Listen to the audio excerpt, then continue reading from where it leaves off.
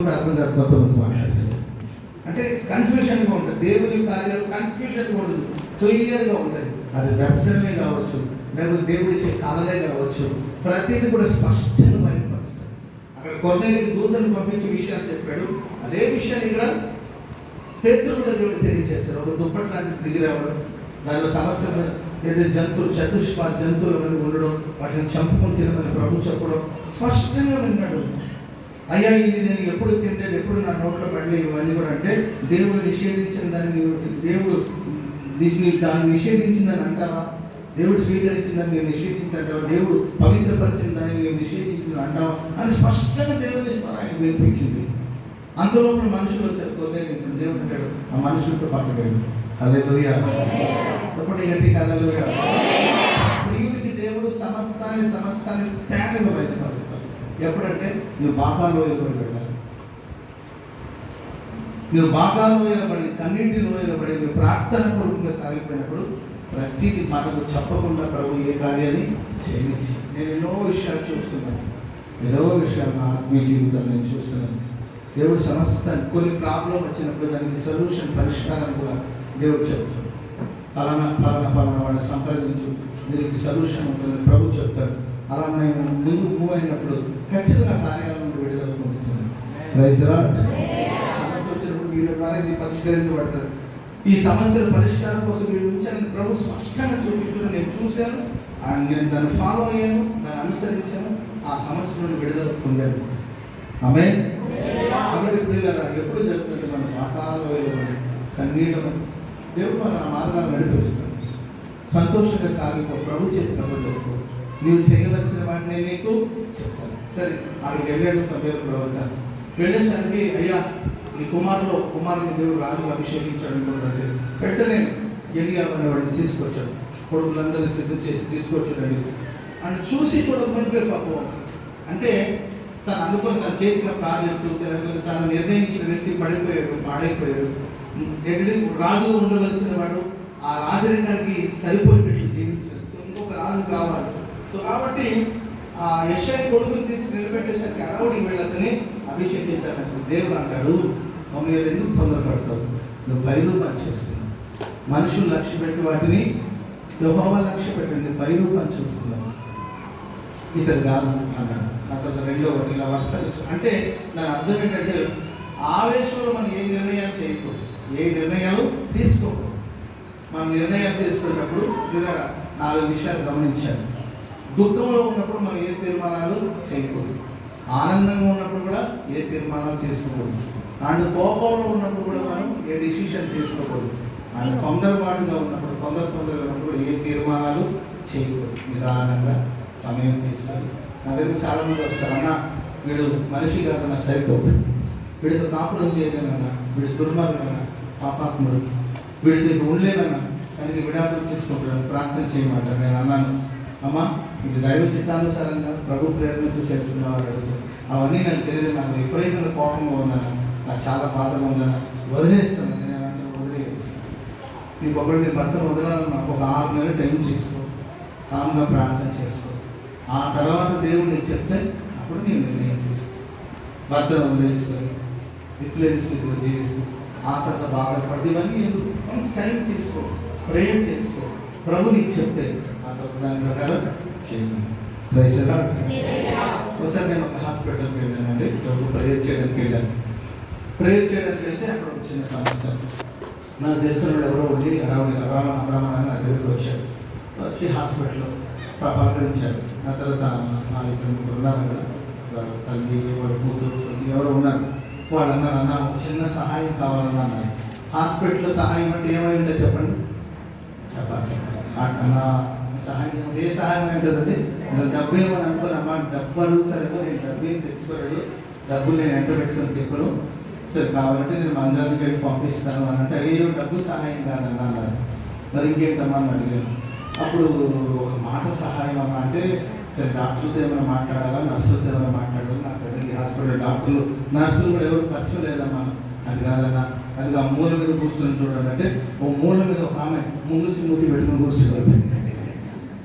ముంగుసి నాకు కూర్చొని ఎవరమ్మా అంటే అప్పుడు ఆ సిస్టర్ చెప్పింది, నా చెల్లి అన్నామే, నా చెల్లి ఏమైందమ్మా అంటే, అన్న భార్య భర్తకి ఏదో చిన్న గొడవ, అరుచుకొని ఇంటికి వచ్చేసింది. ఇప్పుడు అమ్మాయికి 4 నెలల గర్భంతో ఉంది. భర్తతో గొడవ పెట్టుకుని వచ్చి వాడి దగ్గరికి వెళ్ళను, వాడితో కాపురం చేయను, వాడి ద్వారా వచ్చిన ఈ గర్భఫలం నాకు వద్దు, నేను అబార్షన్ చేసుకుంటానని వచ్చేసి హాస్పిటల్లో కూర్చొని ఉన్నాను. ఫ్యామిలీ అంతా గొడవ ఉంటుంది కదా, అంత మాత్రం ఇంత గొప్ప నేను ఎవరు చెప్పిన వింటలేదు, ఎవరు చెప్పినట్టు అన్న 2 మాటలు చెప్పండి అన్న మీరు అన్న ఎవరు నాకు తెలియదు, అసలు ముగిసి ఉంది చూస్తేనే ఇంటి ఎగబడేటట్టుంది. నాకు అమ్మాయి ఎవరో కూడా తెలియదు, నేను ఎలా చెప్తానమ్మా, మైక్ ఇచ్చి మాట్లాడమంటే మాట్లాడతాను, కానీ మనిషి దగ్గరికి వెళ్ళి మాట్లాడాలంటే ఏం మాట్లాడాలమ్మా అంటే, అన్నయ్య మీరు చెప్తే వింటారు అన్నయ్య మీరు చెప్పండి అన్నాడు. ప్రతి మాట్లాడుతుంటే సరే నేను వెళ్ళి సిస్టర్ గారి దగ్గర కూర్చొని వెళ్ళి మాట్లాడే పరిస్థితులు లేవు, అంత సీరియస్ ఉంది. బీపీ 150లో 200 ఉన్నాడు, కంట్రోల్ అయ్యేటట్లేదు. డాక్టర్లు కూడా ఆలోచించుకోమంటారు, ఎవరు అమ్మ చెప్పాను ఇట్లా, నాన్న చెప్పాను ఇట్లా, ఎవరు చెప్పినా వింటలేదు. అప్పుడు నేను కొద్దిసేపు ఆలోచించి మాట్లాడి చెప్పానమ్మా, ఓకే నీ భర్త నేను బాధపడుతుంది కాబట్టి నీ భర్తను వదిలించుకోవడం తప్పేం లేదు, కానీ రేపు నీవు నీ భర్త ఒకటేయాలనుకోండి, సమాధాన పడలేదు, ఈ లోపల నీ బిడ్డను పోగొట్టుకున్నావు అనుకో, నీకు నీ భర్తకు మధ్యలో జరిగిన యుద్ధాలు నీ గర్భంలో ఎదుగుతున్న బిడ్డే పాపం చేసింది. ఒక కథ తల్లి తన చెట్టు బిడ్డను చంపుకోవాలనుకుంటే ఇక పిల్లలు కాకుండా ఎక్కడ ఉంటుందమ్మా, నీ భర్తను వదులుతావు, అబార్షన్ చేసుకుంటావు, అది నీ ఇష్టం, ఎందుకంటే అది నీ సొంతం, ఆ శిశువు నీ సొంతం, నీ బిడ్డ గురించి నేనేం చెప్పలేను. కాబట్టి ఒకే ఒక 15 రోజులు నాకు తెలియదు, నేను ప్రార్థన చేస్తాను. ఒక్క 15 రోజులు సేవకుడు అడుగుతున్నాను, నేను ప్రార్థన చేస్తాను. నువ్వు కూడా ఈ 15 రోజులు నువ్వు ఆలోచించుకో, ప్రార్థన చేయి. ఏమో దేవుడు కూడా నీ ఫ్యామిలీని సెట్ చేసి బాగు చేయించాను, తెలియదు కదా. లేదు రండి పాస్టర్ గారు మన భ్రమ పెట్టింది, ఒక్క 15 days నాకు టైం ఇవ్వమ్మా, నేను నీకోసం ప్రార్థన చేస్తాను, కొంచెం ఓర్పుతో ఉంటుంది అని నచ్చి చెప్పాను. ఒక 15 రోజులు మాత్రమే ఆగుతాను, ఆ తర్వాత అబార్షన్ చేసుకుంటే మళ్ళీ నా ప్రాణానికి కూడా ప్రమాదం వస్తుంది కాబట్టి ఒక 15 days తర్వాత నేను వచ్చి అబార్షన్ చేయించుకోవడం. ఓకే మంచిది, నేను ప్రార్థన చేస్తాను, వెళ్ళమని ఆ గతంలో తీసుకెళ్ళండి. సరిగ్గా 15 రోజులు కాదు కదా, 10 రోజులు అయినప్పుడు వాడికి తెలిసిందంట ఈ అమ్మాయికి 4 నెలలు అని, భర్తకి తెలియదంటే తెలిసిందంటండి. వాడి విషయం తెలిసి అబార్షన్ చేయించుకోవడానికి వెళ్ళిందని తెలిసి పరిగెత్తుకుంటూ వచ్చి అమ్మాయి కాళ్ళు పట్టేస్తున్నాడు, కాళ్ళు నొప్పి నేర్చాడంట. వద్దమ్మా మనం కలిసిందామని మాట్లాడి ఏం జరిగిందో తెలియదండి. ఆ తర్వాత ఫ్యామిలీ సెట్ అయిపోయింది, చక్కగా కలిసి ఉన్నారు, ఒక బాబు పుట్టాడు. ఇప్పుడు ఆ బాబు 10 సంవత్సరాలు స్తోత్రం చెప్పడం.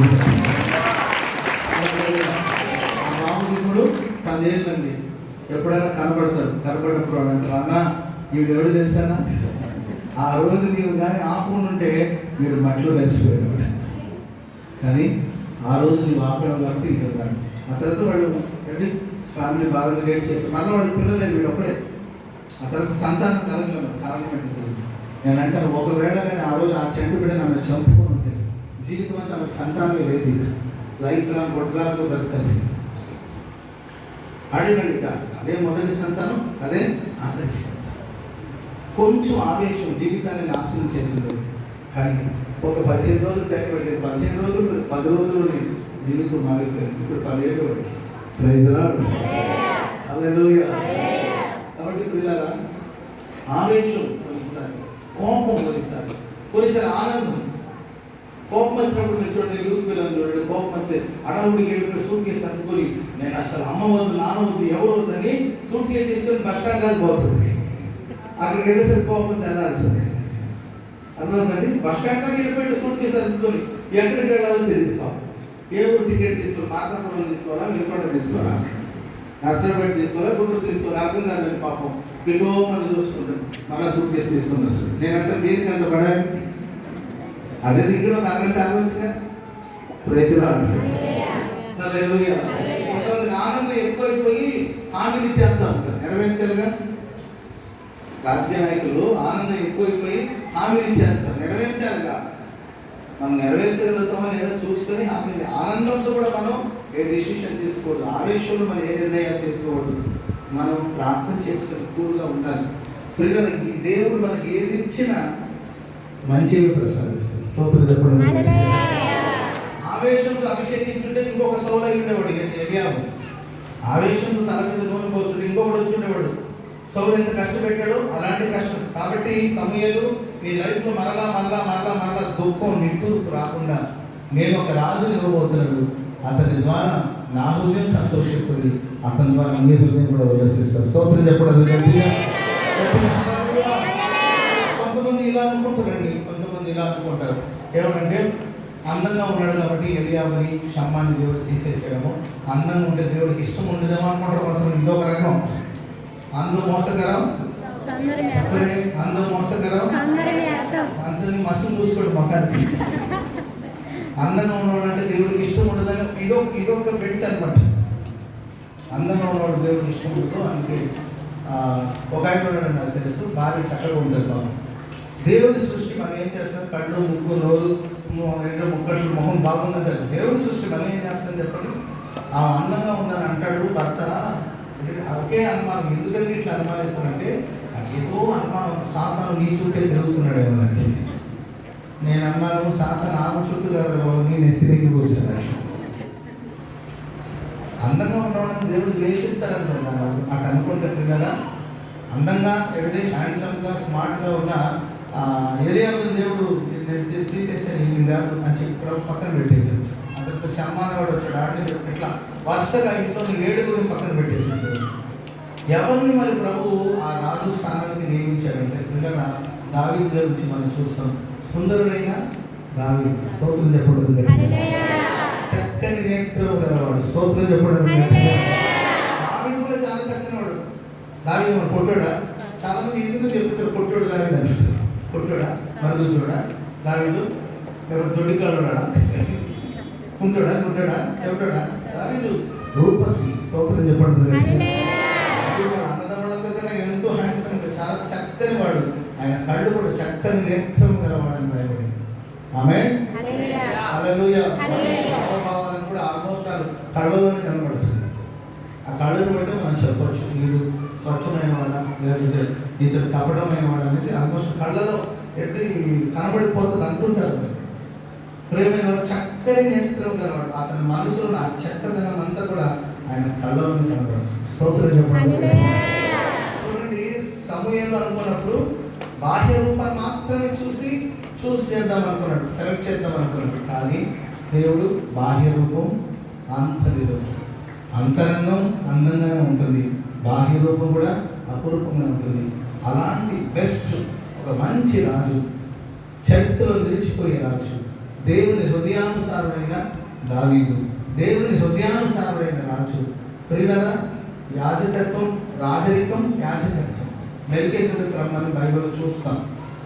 మెల్కీసెదెకు క్రమం అంటే ఒకటి ఆయన రాజుగా ఉంటాడు, ఆయన యాజకుడుగా ఉంటాడు. ఈ 2 అనుభవాలు దావీదులో మనం చూస్తాం. అలాంటి ఒక చక్కని రాజుని దేవుడు సమూయేలు ప్రసాదించాడు. సో కన్నీళ్లతో నిట్టూర్పుతో ఉండాలేమో. మన అనుభవం ఒకటి, మన జీవితంలో ప్రభు చేసేది మనం అడుగు వాటి కంటే ఊహించే వాటి కంటే అత్యధికమైన కార్యాలు ప్రభు చేస్తారు. చెప్పండి కొడుతూ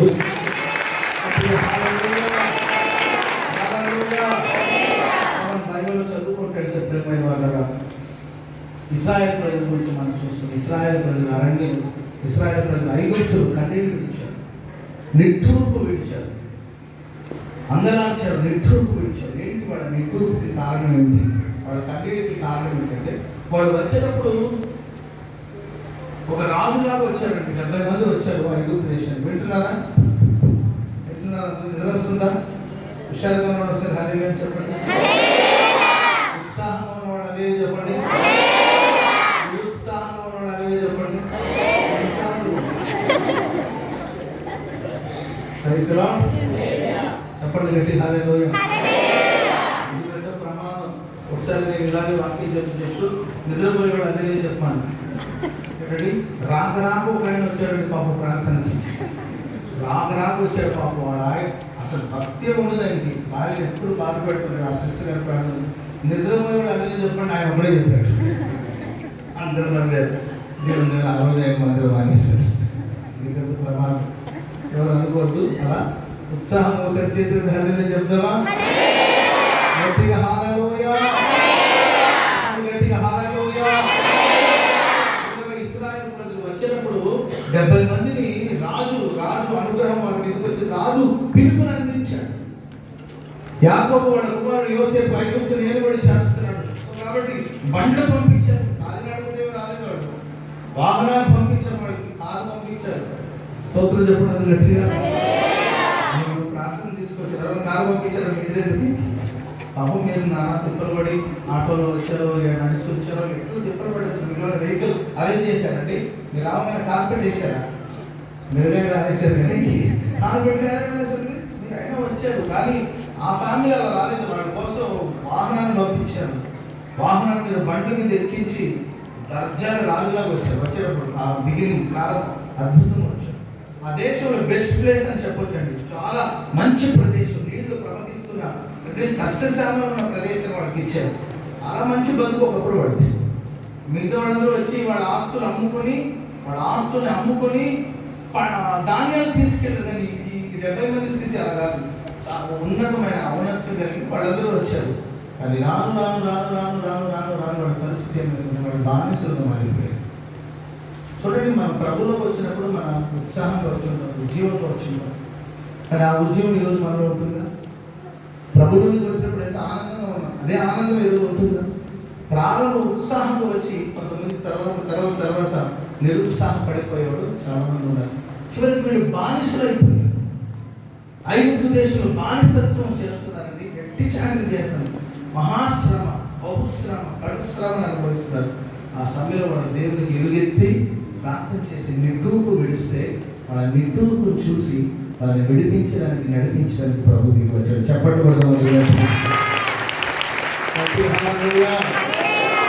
ఐగుప్తు దేశంలో అద్భుతం చేసి కఠినమైన మనస్సు ఫరోడు అతని మనస్సును మార్చి మరి ఇశ్రాయేలు ప్రజలు విమోచించి విడిపించి రక్షించి ప్రభు నడిపిస్తూ వచ్చాడు.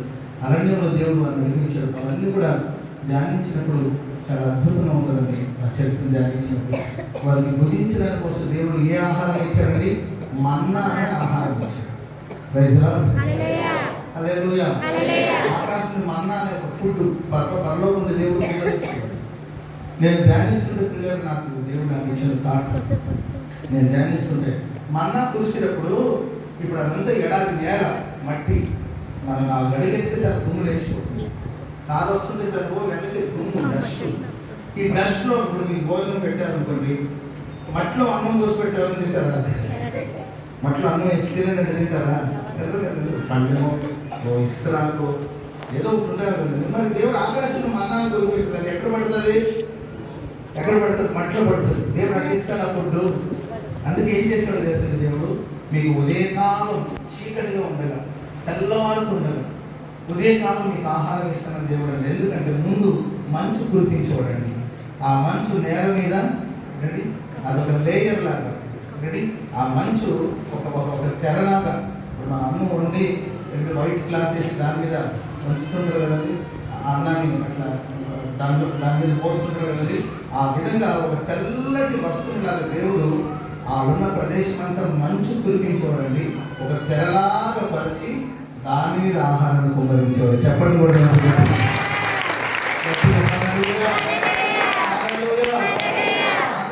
ఫుడ్ అంతా కూర్చుకొని వెళ్ళిపోయిన తర్వాత ఆ మంచు ఏమైపోయింది? ఎండకి మళ్ళా మరుసటి రోజు మళ్ళా మంచు కురిసేది. ఆ మంచుతో ఆ ఏరియా అంతా కప్పబడేది. దాని మీద మన్నాని ఆహారం దేవుడు పొందొచ్చు. ఎంత గొప్ప దేవుడు అండి. స్తోత్రం చెప్పడానికి మాంసం కోసం ప్రార్థన చేశారు. అయ్యా మాకు రోజు ఈ మన్నా తిని విసుగ్గా ఉంది, మాకు మాంసం కావాలంటే కొంచెం ఆలస్యమైంది. వాళ్ళు అన్నం కోసం ఏడుస్తున్నారు. 7 లక్షల మంది పురుషులు ఒకేసారి ఏడుస్తే ఎట్లుంటుందో ఒకసారి ఆలోచించండి. 7 లక్షల మంది పురుషులు ఉన్నారా? లేరు కదండి. 100 మంది 200 మంది పురుషులు కూడా ఉన్నారు. మీరందరూ ఒకేసారి ఏడుస్తే ఎట్లుంటుంది? ఆడవాళ్ళు ఏడుస్తే మనకు ఇది కామన్ కాబట్టి వాళ్ళు ఏడుస్తుంటే ఊక ఎందుకు ఏడితే ఊక అంటాం అంట. ఆడవాళ్ళు ఏడిస్తే, మగాడు ఏడిస్తే కొంచెం బాధగా ఉంటుంది. ఎందుకంటే ఎప్పుడు ఏడవలు కదండి. ఏడవకు ఏడిస్తే మనకు కొంచెం బాధ ఉంటుంది. ఎట్లాంటి వాళ్ళైనా పురుషులు ఏడు చేస్తే కరిగిపోతారు. ఆడవాళ్ళు ఏడితే ఊక ఇంకొకలా అంటారు, కానీ పురుషులు ఏడితే ఊక అనరు. అది ఎట్లాంటి మనిషిని కరిగిపోతుంది. అట్లాంటి దాదాపు 6 లక్షల మంది పురుషులు ఒకేసారి ఏడ్చారంట. ఎట్లుంటుందో మీరు ఆలోచించండి. 6 లక్షల మంది ఒకేసారి ఏడ్చారు పురుషులు. దేనికోసం తెలుసంటే మాంసం కోసం. మాంసం ఇవ్వలేదు మాకని 6 లక్షల మంది ఏడిస్తే మోసే తన ప్రాణం తోకొచ్చింది. ఇంతమందికి 4 లక్షల మంది మాంసం అనిపించి పెట్టేది. కానీ మోస కూడా దేవుడి దగ్గర అడిగితే దేవుడు అంటే మోసే నా బాహుబలాన్ని ప్రైజ్ లార్డ్. హల్లెలూయా. అంతకుముందు దేవుడు ఎందుకు మాంసం ఇవ్వలేదు, అక్కడ ఎందుకు మాంసం ఇచ్చాడంటే మాంసాహారం తిన్నప్పుడు దాహం ఎక్కువగా ఉంటుంది. మన్నా తింటే మనం నీళ్ళు తాగకపోయినా పర్వాలేదు, మన సెట్ అయిపోతుంది, ఇబ్బంది లేదు. మాంసాన్ని ఎక్కువగా తినేవాడికి దాహం కూడా ఎక్కువగా ఉంటుంది. మసాలా విషయాలు పడుతుంది కదా, దాహం కూడా ఎక్కువ ఉంటుంది. అక్కడ నీరు లేదనమాట. నీరు లేని ప్రదేశాల్లో వాళ్ళకి మాంసం ఇస్తే వీళ్ళు మాంసం తిని నీళ్ళు కోసం అల్లాడిపోతారు, దాహం తగ్గుకి ఎక్కువ అవుతుందని. ఇప్పుడు దాంట్లో కొంచెం మీరు వేచి ఉండండి, నీళ్లు సమృద్ధిగా ఉన్న చోట మీరు తీసుకెళ్తాను, అక్కడ మీరు ఎంతైనా నీళ్ళు తాగొచ్చు, అక్కడ నేను మీకు మాంసాహారం ఇస్తాను. చెప్పండి కూడా చూసింది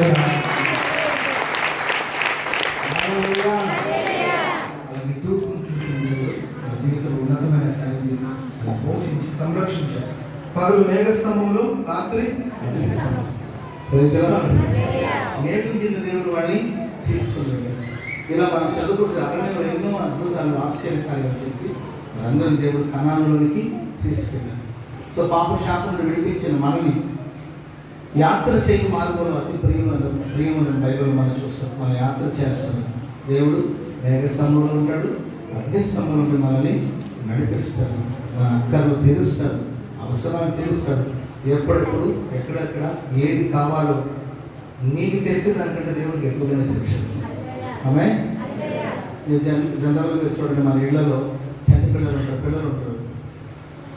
పిల్లలు స్కూల్కి వెళ్ళి కాన్వెంట్ చదివే పిల్లలు తెలుస్తుంది. గవర్నమెంట్ స్కూల్కి వెళ్ళే పిల్లలు పాప వాళ్ళకి పెద్ద బుక్స్ ఏముంటుంది అనుకోండి, తక్కువే. ఈ కాన్వెంట్ చదివే పిల్లలకి అయితే మీరు చూడండి, వాడు స్కూల్కి వెళ్ళి వచ్చిన తర్వాత బ్యాగ్ ఒక చోట పడేస్తారు, షూ ఇంకో చోట పారేస్తారు, షర్ట్ ఒక చోట పడేసి ఉంటాడు, సాక్స్ ఇంకో చోట పడేసి ఉంటాడు. అంత అన్నం పెడితే తిని పడుకొని నిద్రపోతున్నాడు. తెల్లవారు వేసిన తర్వాత మీరు చూడండి, బుక్స్ అన్ని కూడా నీట్గా పేర్చి పెట్టుంటారు, బట్టలు ఇస్త్రీ చేసి ఒక పక్కన పెట్టుంటారు, ఆ ఫుడ్ ప్రిపేర్ చేసి ఉంటారు, బాక్స్ సిద్ధం చేసి ఉంటారు, షూ అంతా శుభ్రం చేసి, సాక్స్ అంతా ఉతికి అన్నీ రెడీగా ఉంటుంది. వాడు స్నానం చేయగానే అన్నీ రెడీగా ఉంటాయి. ఇవన్నీ ఎవరు చేసి పెట్టారు చెప్పాలి? దేవుడు చెప్పాలి. ఎవరండి? వాళ్ళ అమ్మ, తల్లి. వీడు చెప్పాడు, అమ్మ రేపు నాకు బుక్స్ సర్ది పెట్టు, నాకు ఉప్మా చేసి పెట్టు, నా సాక్స్ ఉతికి పెట్టు, ఏమని చెప్తాడా? ఏం చెప్పడు, తీసుకొచ్చి అక్కడ ఇక్కడ బాగా పడుకొని నిద్రపోతాడు. ఉదయాన్నే వాడు నిద్ర లేచి అన్నీ సిద్ధం చేస్తుండదు వాడు అమ్మ. నేను అంటానండి, ఒక కన్న తల్లికి తెలుసు ఎప్పుడెప్పుడు తన బిడ్డకి ఏం కావాలో తెలుసు, కాబట్టి ఆమె సిద్ధం చేసి ఉంటుంది. తల్లి కన్నా భిన్నంగా మనల్ని ప్రేమించగలిగిన సర్వశక్తి గల దేవుడు సమస్తాన్ని మనకు సమకూర్చబోతున్నాడు.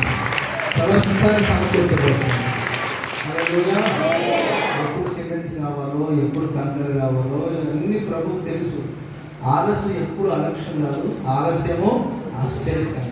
ఈరోజు ఒక మంచి సాక్ష్యం మరి ఆ తల్లిగారు చెప్తున్నారంటే దానికి అర్థం ఆ మార్గాలను ప్రభు నడిపించారు కాబట్టి ఈరోజు ఆ సాక్ష్యం అద్భుత సాక్ష్యం. Praise Lord. హల్లెలూయా.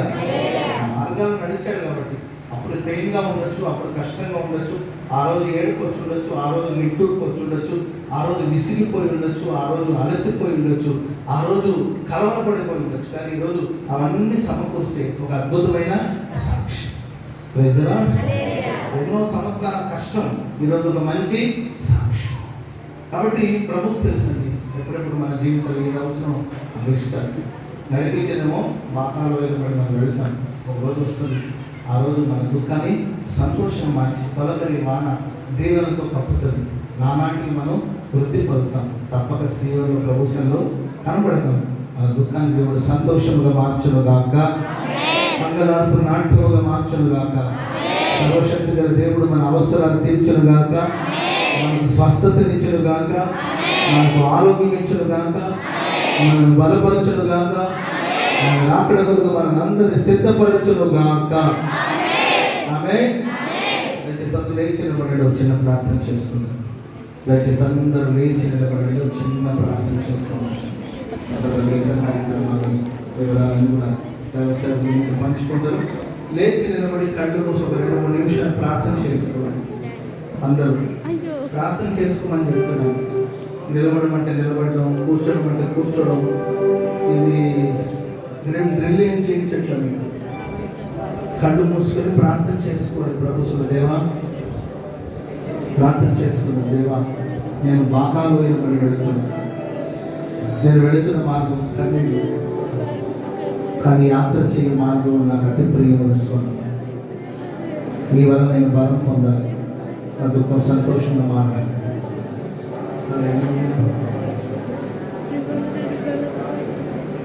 ప్రార్థన చేసుకున్నాను.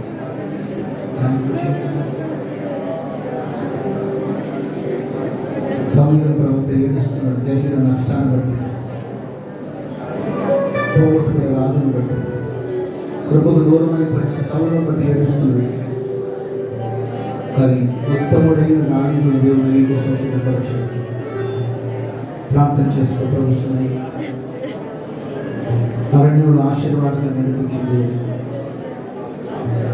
ప్రతి అడుగులో తోడుగా ఉన్న దేవుడు. ప్రార్థన చేసుకో.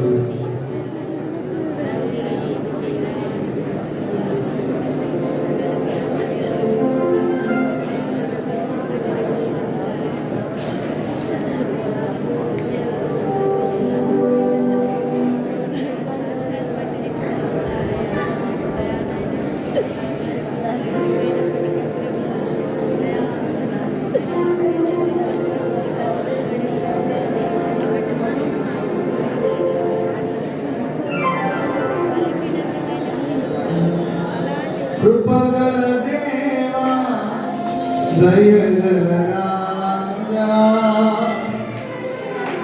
చేరితి నిన్నే బహుగణ తేజ, నీ చరణములే నే కోరితిని, నీ వరములనే నే వేడితిని.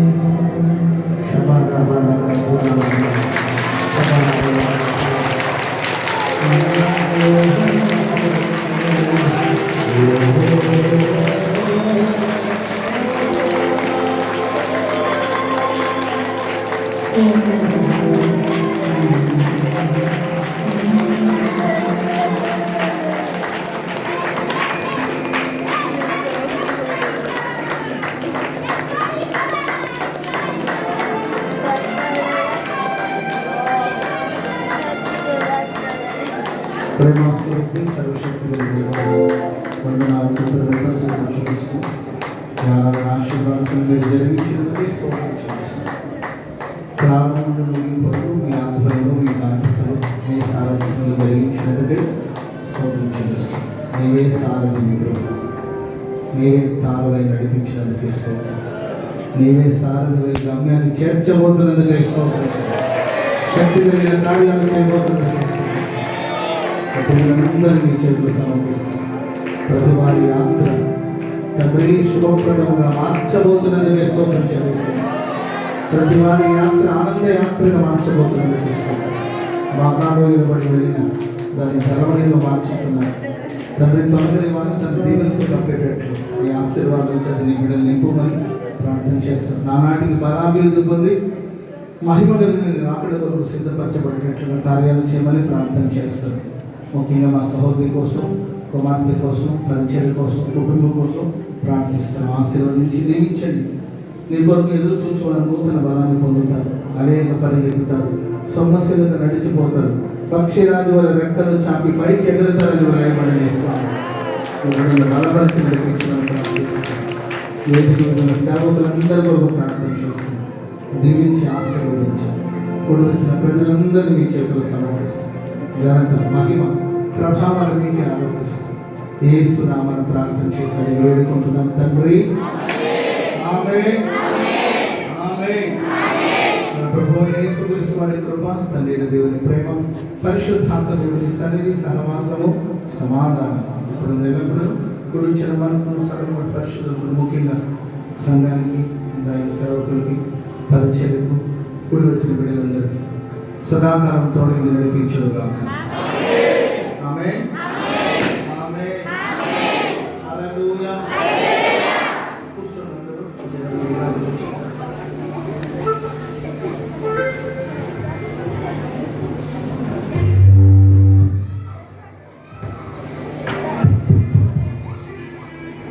హల్లెలూయా. ప్రత్యేకంగా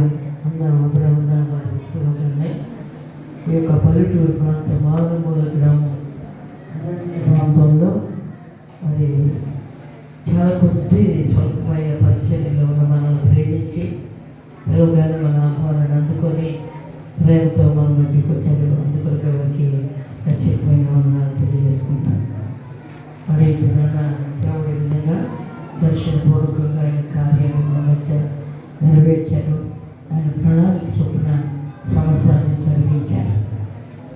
కొరకై దేవునికి నేను స్తోత్రాలు చెల్లిస్తున్నాను. ఒకసారి అందరం కూడా వచ్చిన దైవజనులు బట్టి దేవుడు జరిగించిన ఈ ఆలయ కార్యాన్ని బట్టి ఈ దినాన్ని మనం సమకూర్చి మరి కరోనాపై మాట్లాడుతున్న పరిస్థితుల్లో కూడా లాక్డౌన్ వస్తుందని బెదిరింపులు వస్తున్నా కూడా మనం ఈ కార్యాన్ని జరిగించుకోవడానికి ఆటంకాలు లేకుండా దేవుడు మంచి వాతావరణంలో మంచి కార్యాలు అందరి పట్ల జరిగించున్నారు. అందుకొరకై దేవునికి చతురతి ఘనంగా స్తోత్రం చెల్లిద్దాం. హల్లెలూయా.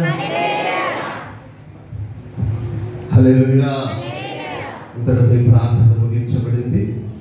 మరి ప్రార్థన కూడా చేరువచ్చిన మీరందరూ భోజనం చేసి వెళ్ళవలసిందిగా ప్రేమతో తెలియపరచుచున్నాం. ఎవరు వెళ్ళద్దు, మీ అందరికీ భోజనాలు ఏర్పాటు చేశారు. అందరూ భోజనం చేసి వెళ్ళవలసిందిగా ప్రేమతో తెలియపరచుచున్నాం.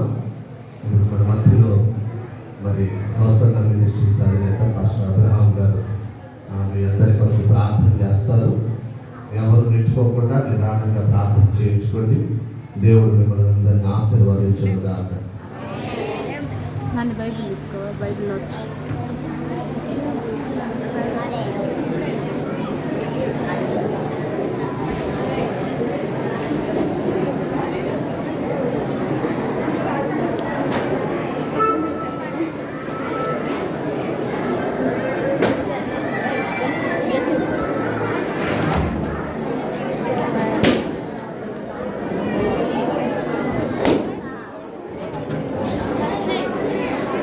ఆఫ్ చేయలేదు.